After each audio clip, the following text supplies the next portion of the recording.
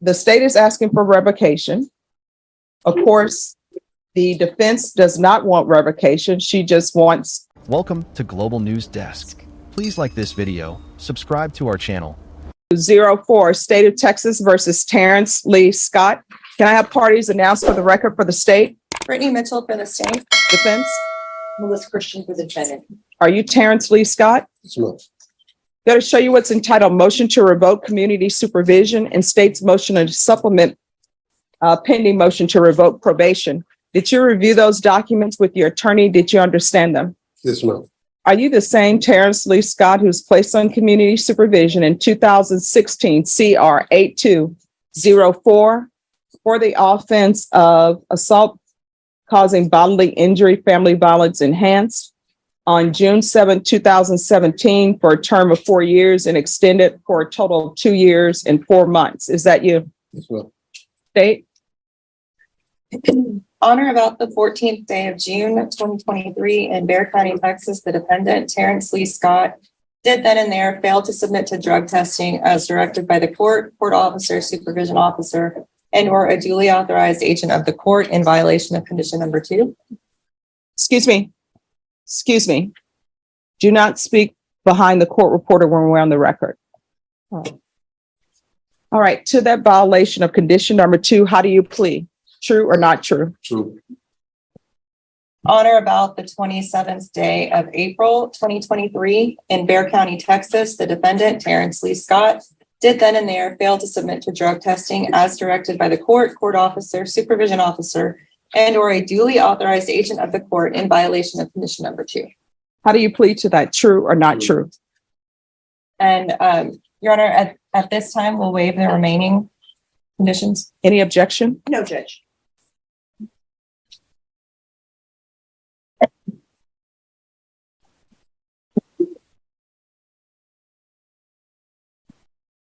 All right. Could y'all please whisper in the box? Did you understand by pleading true to violations 2 and 2, the court could find it true, grant the motion, sentence you up to 10 years in prison and up to a $1,500 fine? Yes, ma'am. Knowing that, do you still wish to plead true to violations 2 and 2? Yes, ma'am.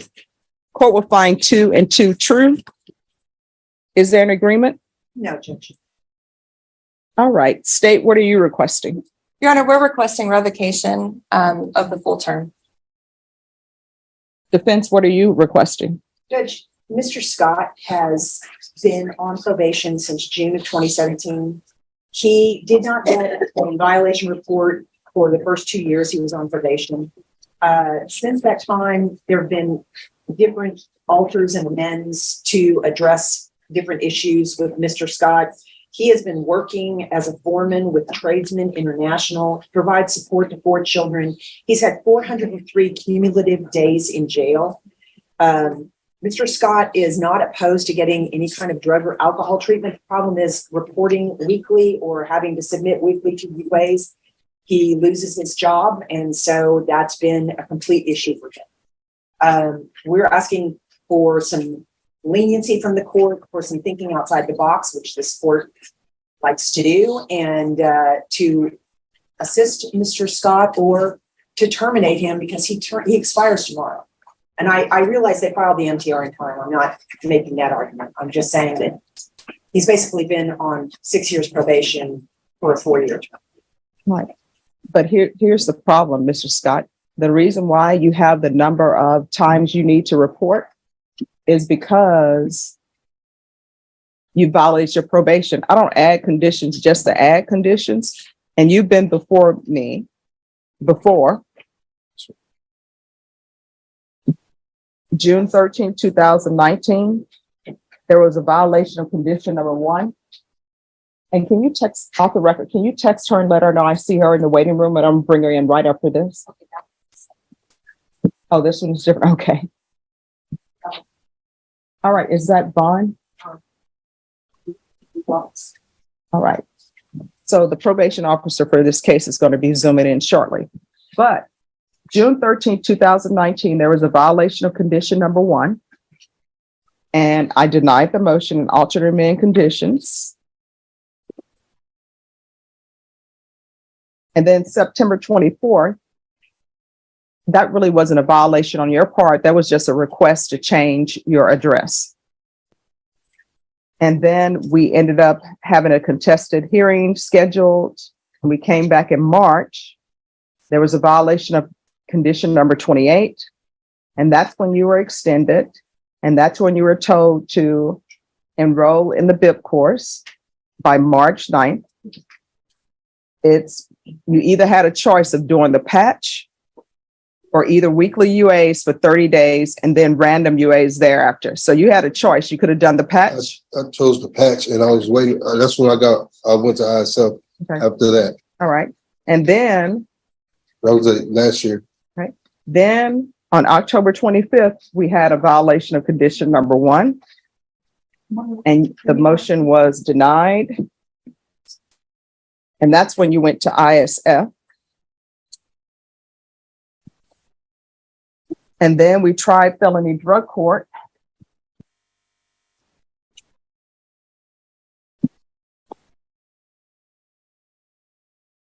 And then felony drug court, you were not allowed, because of your history. So the reason why you're on the UAs is because you haven't been doing what the court has been requesting of you. Online, we have the probation officer. Is there any objection to the probation officer appearing online for the court to see what your client has done? All right. Are you Drew Wallace? I'm just muted. You're muted. Can you hear me now, Judge? Yes. Thank you. Can you raise your right hand for me, please? Do you solemnly swear or affirm the testimony you give will be the truth and nothing but the truth, so help you God? Yes, ma'am. All right, you can lower your hand. Can you state your name for the record, please? First name Drew, last name Wallace. And are you the probation officer for Terrence Lee Scott? Yes, ma'am, I am. Can you tell the court the state is asking for revocation? Of course, the defense does not want revocation. She just wants her client to be terminated unsatisfactorily. What has he done? So while on probation, so I obtained the case after the probationer completed state ISF. Upon completion of state ISF, he was placed into the ISP program. And while in ISP, he has not completed anything. The one big thing that I know in order to complete his probation was he needed to complete BIP and pay the restitution. And there has been no progress with that BIP course, and there has been no payment of that restitution. Okay. So state is asking for revocation. What is probation's recommendation in this case? Probation's recommendation at this time was for the probationer, is revocation as well. All right. State or defense, do you have any questions of the officer? Briefly. Mr. Wallace. Yes, ma'am.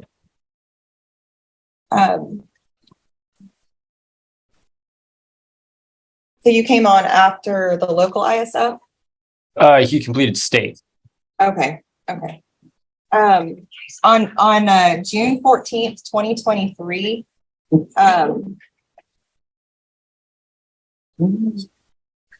I guess I'm reading that the probationer was supposed to come to court that day. Yes, ma'am. Okay, and what happened that day? As far as I was advised, the probationer showed up to court. Okay, so that objection will be sustained. Okay. No further questions, John. Any questions? Mr. Wallace, can you tell us what things that Mr. Scott has done and has completed? Yes, I can. The probationer has completed state ISF. He did not qualify for the felony drug court. His safe PU was waived as well. He also completed 40 hours of community service, basically waived due to COVID vaccine. And He has also completed weekly UAs for 30 days back in 21, a TAP evaluation conducted in 2019, and then also completed, dual diagnosis outpatient back in 2017, as well as completed BIP once in 2017 as well, and then provided a DNA sample as well. Okay, and has he paid anything towards anything? The last payment that I have on file for the probationer is back in February of 2023. Okay, and when did you get assigned to this case? What's the date that you picked this case up? Yes, let me go here. The probationer entered into ISP in December of 22, and I was also assigned to him at that time as well. When in 2022, I'm sorry? 12/9/22. And do your computer records show what he completed or what he did prior to 12/9/2022? Yes, it does. Okay, and those were some of the things that you just told us, correct? Yes, ma'am. And is it your policy if people have not paid or have not completed programs, you recommend termination, or I'm sorry, you recommend revocation? Not for lack of payments and things like that. Typically what we will recommend in those regards for like if there's still money to be owed to the court, we will recommend extensions and such. But if they have not completed certain programs, you're going to recommend revocation pretty much across the board, right? Not necessarily, ma'am. It's a case by case basis. Okay. And do you know how many days that Mr. Scott has spent in jail during this period of time, the last 4 to 6 years that he's been on probation? I'm not aware of the total amount of time that he has spent in jail during his probation term. No, ma'am. Okay. Does your computer show that he has been incarcerated for different violations? Yes, due to MTR warrants and things like that. Okay. And also awaiting different types of whether or not he's going to be allowed into certain programs, waiting to see if beds are available. Yes, ma'am. Possibly. Okay, and just briefly, you mentioned that he has not done anything, I think, under the ISP supervision. Is that when you took over? Yes, ma'am. Yeah. Post release from ISF, he was placed into the ISP program, and like I said, that in consulting with the court, the court advised me that the two key things that they wanted the probationer to go ahead and complete was BIP and restitution, and I have neither progress on either of those. Did you specifically inform him of that? Yes, I did. And did he seem to understand that? Yes. Where is Mr. Scott supposed to be residing on probation? I have 5159 Village Green. Okay, and when was the last time that probation was able to verify that he was there? That was back in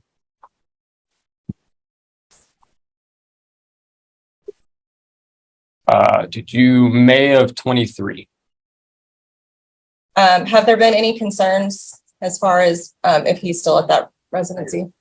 Yes, I received anonymous information back in June of. Just 1 second.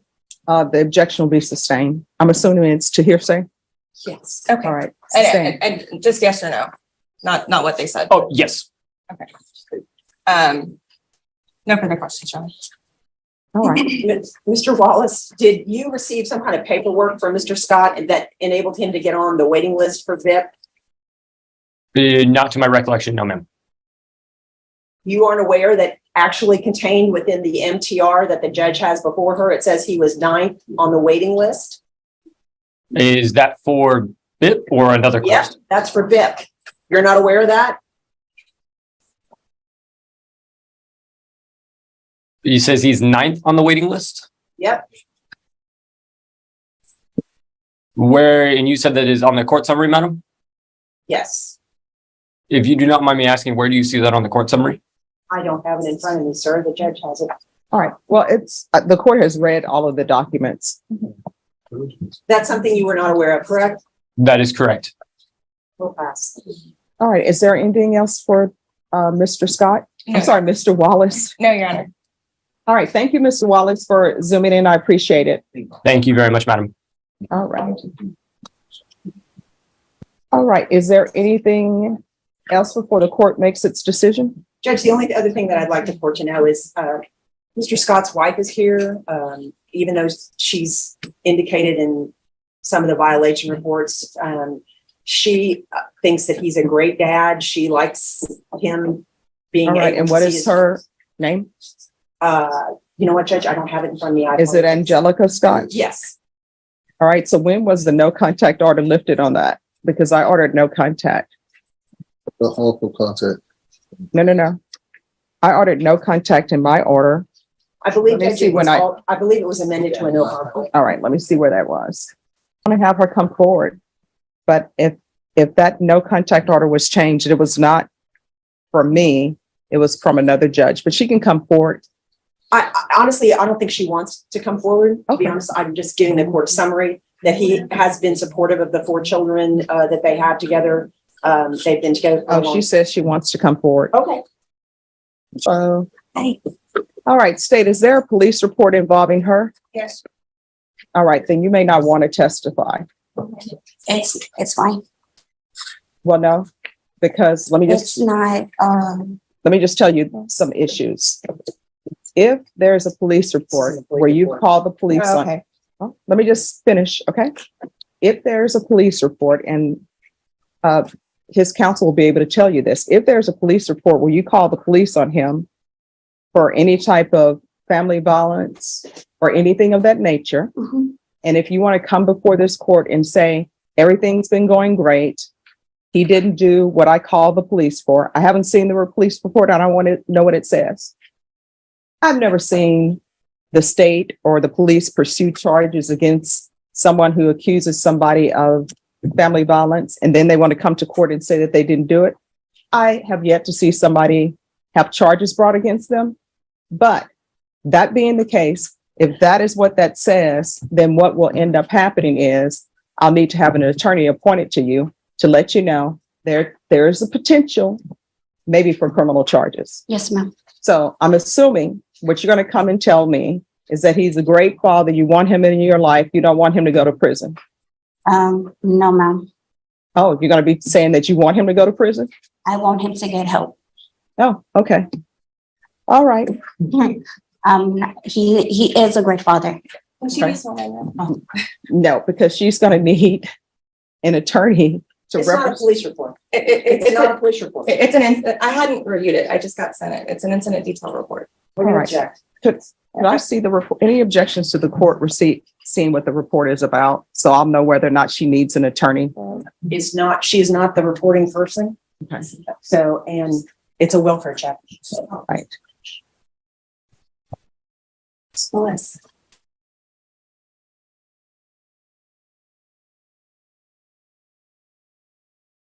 Okay. Thank you. You're welcome. All right. So do we need her as a witness? She's going to say he needs help. Does anybody want to call her as a witness? I would like to call her as a witness. All right. Can you raise your right hand for me, please? Do you solemnly swear or affirm the testimony you give will be the truth and nothing but the truth, so help you God? Yes, ma'am. All right. You can lower your hand, state your name for the record. Angelica Maria Scott. I'm sorry. Can you repeat that? Angelica Maria Scott. State. Ms. Scott, are you aware that, Mr. Scott has been, reporting to probation that he is residing, I believe with his, I forgot what he said, a mother or, in San Antonio. I'm gonna object to hearsay. All right. That'll be sustained. When was the last time you saw Mr. Scott prior to today? June 11th of 2023. Okay. Do you recall the police getting called to your home on June 13th of 2023? Yes, ma'am. Okay. Do you know sign language? Yes, ma'am. Did you sign to them that day when you opened the door? Yes, I did. And what did you tell them in sign language? That he was there. And why did you feel the need to use sign language instead of speaking? because Mr. Scott had told me that if he went back to jail, that his family was going to kill me. All right. All right, I believe that's enough. Do you have any questions, defense? Ms. Scott, what are you asking the court for today? I want the court to give him help. I don't think a long-term sentencing is right because Mr. Scott does have a drug and alcohol problem around family members and friends. I tried to help him. I tried to get him help. He says he's grown, but he's a wonderful father. But as far as a spouse, no. I just want him what's best because he is there for my child. He's been there for my child since she was 16 months. And their bond is you couldn't tell that's not his child. I want help from him, but a long-term sentencing, no. If he can stay away from people, then I know he can be best. I know he can be better. All right, thank you so much for letting me know. All right, Oh, can I be dismissed? sure. Because I need you. Great. Thank you. All right, is there anything else from either side? No, Your Honor. All right, Mr. Scott.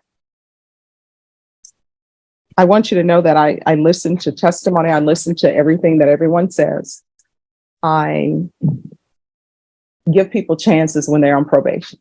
You've had a lot of chances on probation, and all you had to do was do what I was asking you to do.